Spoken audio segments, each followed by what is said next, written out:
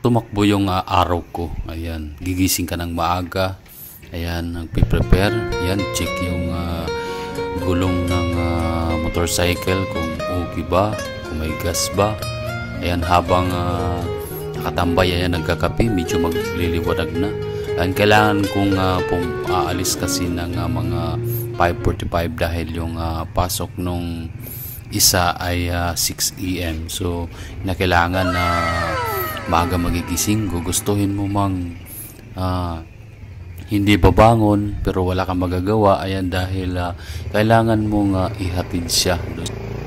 At ayan, habang wala pa naman nagkakape, ayan, nagpe-prepare, nagbibihis. Ayan, kahit wala pang ligo, wala pang hilamos. Ayan, dire-diretso lang po yan. At siyempre, kailangan kasi mga 6 AM nandun siya sa school na.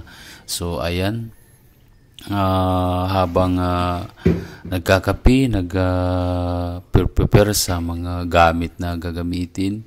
Ayan, helmet. At ayan, habang hindi pa siya tapos, ayan, naantayin ko.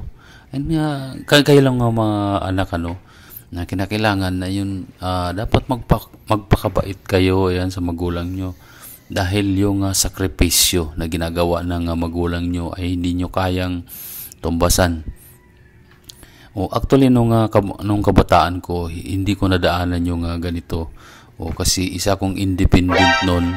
At yung school namin ay walking nilalakad lang naman, walang sasakyan.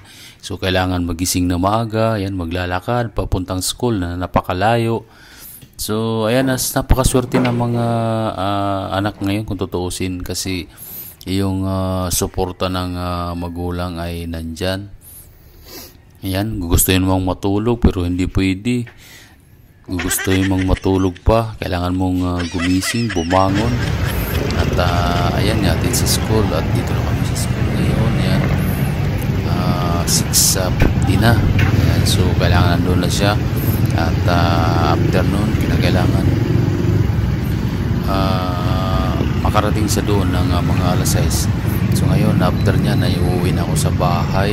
And then, pagdating ko naman sa bahay, ang ginagawa ko niyan ay siyempre doon sa hanap buhay natin, kailangan natin mag-marketing. Ayan, dahil yung business natin ay online. So, kinakailangan natin mag-marketing sa ayaw mo natin, sa gusto natin, wala talaga. So, ayan, pagdating ko niyan sa bahay ay maglilinis, ayan, magluluto. At siyempre mag-online, gagawa ng content. Ganun lang actually guys yung tumatakbo yung buhay ko araw-araw. At minsan parang isipin natin nakakasawa pero wala tayong magagawa dahil yun na yung gawain natin talaga sa araw-araw. So ang payo ko lang sa mga anak ay irespeto nyo yung magulang nyo dahil hindi nyo kayang suklian yung ginagawa ng magulang nyo para sa inyo at hindi naman yan para sa magulang nyo. Ayan, kinakailangan lang dyan mag-aral na mabuti. Ayan, umiwas sa mga masasamang gawain at dapat mag-focus kayo sa pag-aaral nyo at yung magulang nyo hindi basta-basta nagsasakripisyo. Ayan na at hindi naman para sa amin yan bilang isang magulang. Ayan, dapat suklian nyo, ayan, mag-isip kayo ng mabuti para sa future nyo.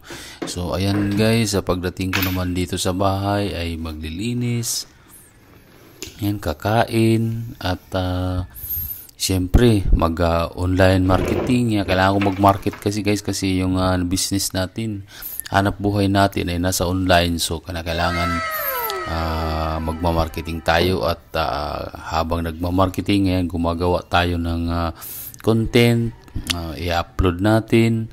So actually ganun lang guys na tumatakbo yung buhay ko ayan sa araw-araw. So ayan, gusto ko magpasalamat ngayon sa lahat at sana pa-share naman nung video na to. Ayan, maraming salamat everyone.